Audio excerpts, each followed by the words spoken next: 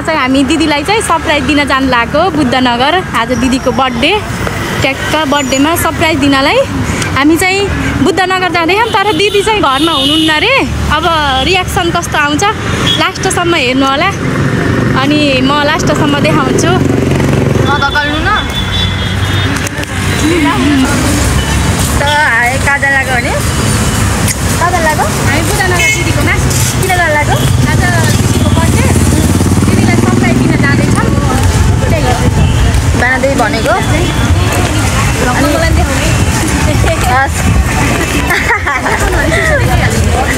मैले त सुन्दा पनि सुनेदैन राम्ररी। यसो म चाहिँ मेन हो कि म चाहिँ राम्रो हुनु पऱ्यो नि त। होइन दिदी दिदी अलवेज राम्री मेरो दिदी।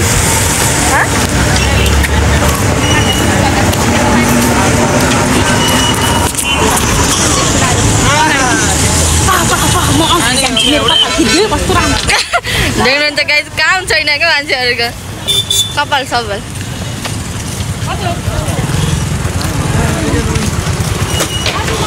यो क्याफे मस्त छ, क्लाउड क्याफे।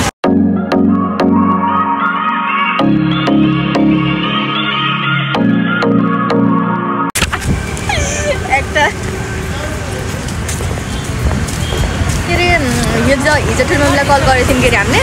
अनि ठुलो मम्मीले के भन्नु थियो भने बर्थडे मनाउने होइन भन्नु थियो। तपाईँको यिनीहरूको दिमागमा आएछ कि बर्थडे मनाइदिउँ भनेर। अनि त्यही भएर बर्थडे मनाउने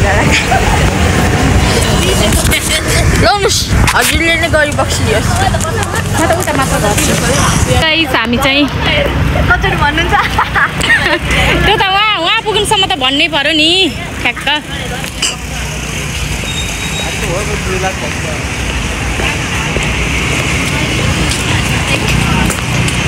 तिमीहरू कहाँ जाँदैछौ?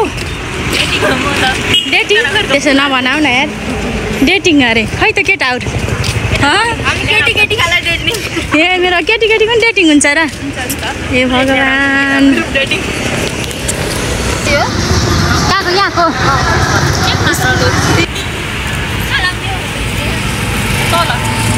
यो बाउलाई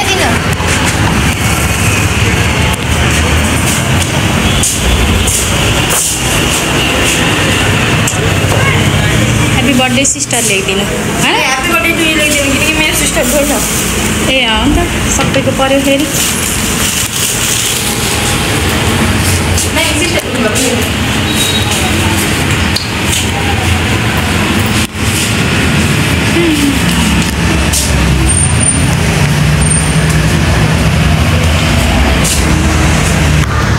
गएन पैसा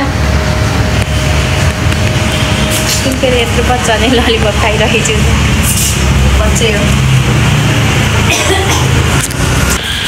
केक ल्याएर आइसकेका छौँ गाइस।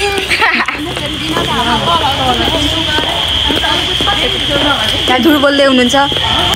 खातामा 30,000 भएर 600 छ भन्ने मान्छे उहाँ खानु। यता हेरौँ न त है। हेरौँ न यता। ए अस्तिमा 600 भन्ने यहाँ पोल खोला खोल छ। यही मान्छे हो। हेर त यति झुट पनि बोल्ने रहेछन् मान्छे।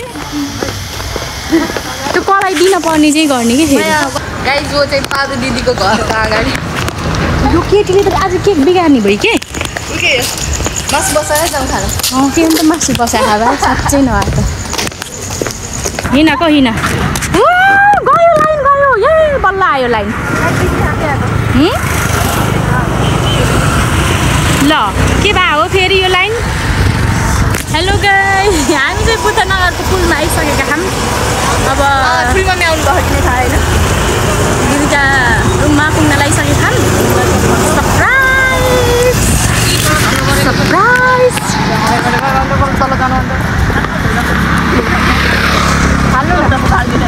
एक दिन छुट्टी। झन् मासु भएको हड्डीले वा ऊ होला के मासु भएको पुरै मासु त। गाइस हामी पनि के बाटोमा आएको हिल्लाएर आएको पहिलोचोटि यस्तो बाटोमा यता पनि गयो यता पनि गयो। अघि आउँदाखेरि धन्ना मेरो खुट्टा क्या जम्ने गयो होइन। यिनीहरू मान्छेहरू यता खान म चाहिँ भुइँमा हेरेर हिँड्न पर्ने भयो किनकि रोड एकदम खतरनाक छ। ल फाइनली राम्रो रोड पनि आयो। यहाँको रोड बनाउनु छोडेर उहाँ बाटाको रोड बिगार्छन् अनि बनाउँछन् क्या। यता हो म उतातिर गएर थिएँ। शान्ति। ल हामी भित्र चाहिँ घुस्न लगाइसकेका छौँ।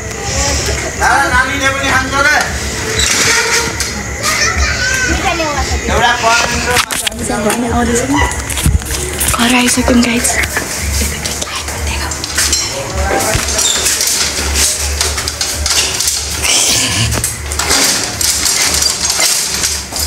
शक्ति पुगेन जस्तो छोडिदिनु त्यतिकै। मेरो चप्पल वत्दो रहेछ आज।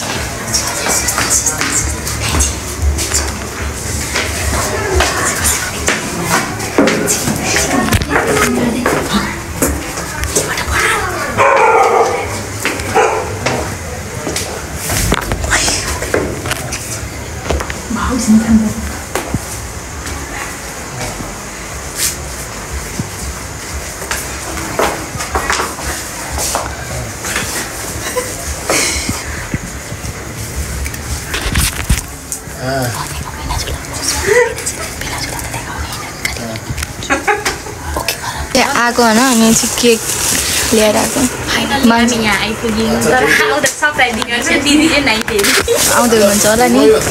त्यही भएर केक खोलेर फ्रिजमा राख्ने, आउने बित्तिकै स्प्रे हालिदिने अनि एउटाले केक ल्याएर निकाल्ने। केक चाहिँ हो राम्रो फ्रिजमा राख्नु हो। बर्थडे ठुली मम्मी, थ्याङ्क यू सो मच। कति दिन वेट गऱ्यौँ हामीले। मलाई त्यो थाहा छैन। ओके आउनुहोस् बस्नुहोस्। यस्तो त जिन्दगी नसोचेको क्या त अब त्यस्तो कल्पना गरेको मनाउन त होइन कि भोलि हो जाने अरे सन्नालाई फेरि यहाँ बाटो नदेखेर उता गएको के अरे सब्जीहरू किन खर्च गरेर फेरि बोलेको बोली गर्नु।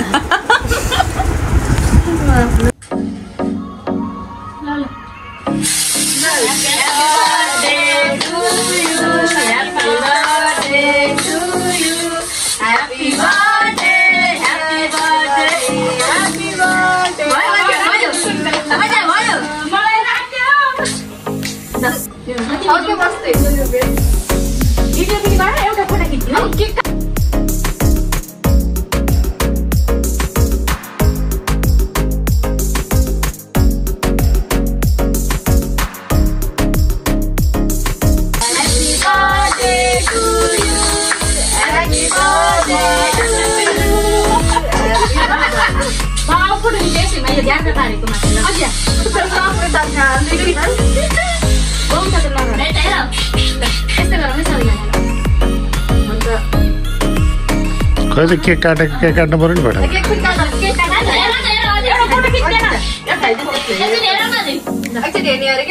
केक उता लिएर गई ल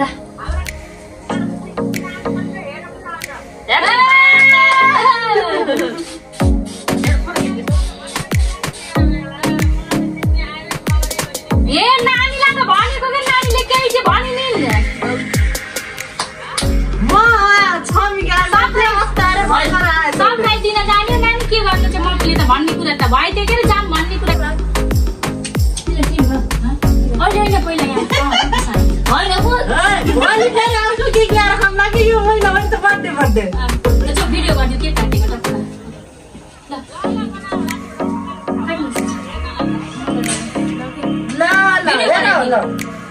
के काटेको यहाँ छोड्नु नानी काठुन हेर बर्थडेको आज काठुन मम्मीको बर्थडे के भिडियो गरिदिनु राम्रो गरिदिनु कस्तो